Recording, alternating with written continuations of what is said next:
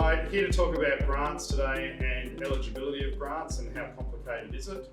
And in addition to that, do you do it yourself or do you use a professional to help you?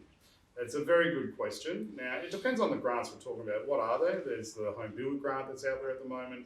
There's the first home buyer grant that's available. Every state has got different amounts and different eligibility requirements for it.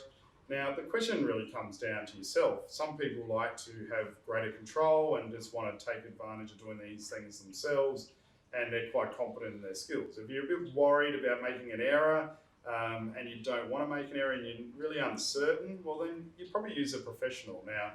And whether you want to spend your time next to the pool or playing with your kid or your dog or getting a business to do that for you, that's only a choice that you can make. If we're working in a capacity as a mortgage broker, for example, the chances are we do all of this paperwork for you for no charge because we get paid by the banks anyway. So we just incorporate it as part of our service. Now, I know not all specialists will do that and include it in their service offering, but that's something that we do with our business. We're a little bit bigger and we have a few extra staff that can handle those sort of tasks along the way.